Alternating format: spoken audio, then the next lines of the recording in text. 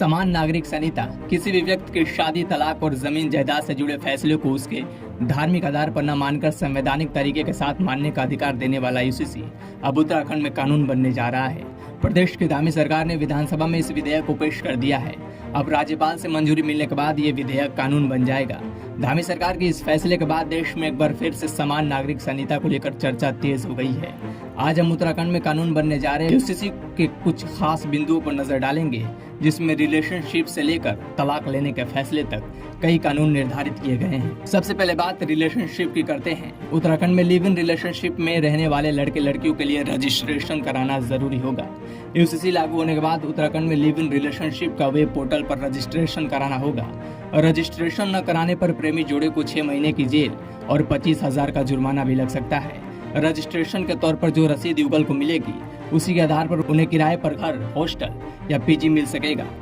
धामी सरकार के द्वारा पेश किए गए यूसीसी में लिव इन रिलेशनशिप को स्पष्ट रूप से परिभाषित किया गया है, जिसके मुताबिक सिर्फ एक नौजवान पुरुष और नौजवान महिला ही लिव इन रिलेशनशिप में रह सकेंगे। रिलेशनशिप में रहने वाले इन दोनों जोड़ों में से कोई भी पहले से विवाहित या किसी अन्य के साथ लिव इन रिलेशनशिप में नहीं होने चाहिए।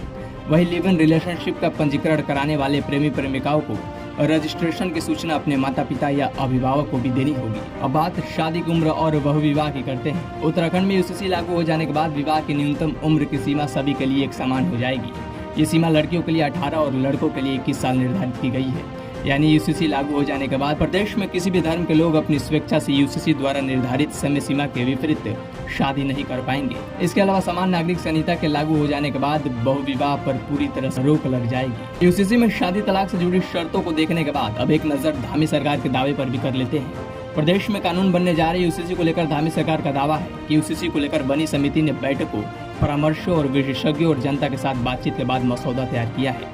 इस प्रक्रिया में 13 महीने से अधिक का समय लगा है। इसको लेकर जस्टिस रंजना प्रकाश देसाई की अध्यक्षता वाली समिति ने अपनी पहली बैठक में 4 जुलाई 2022 को दिल्ली में की थी। इसके अलावा मसौदे के महत्वपूर्ण पहलुओं पर जुलाई 2023 में एक मैराथन बैठक पर विचार विमर्श कर इसे अंतिम रूप दिया गया। इसके लिए कमेटी ने लगभग 2.5 लाख लोगों से सीधा मिलकर इस मुद्दे पर उनकी राय भी जानी। तो ये रही उत्तराखंड में कानून बनने जा रहे समान नागरिक संहिता से जुड़े कुछ तथ्यों की कहानी, जिसे विधानसभा में धामी सरकार ने जय श्री राम के नारों के साथ पेश किया। वैसे आप क्या सोचते हैं समान नागरिक संहिता को लेकर?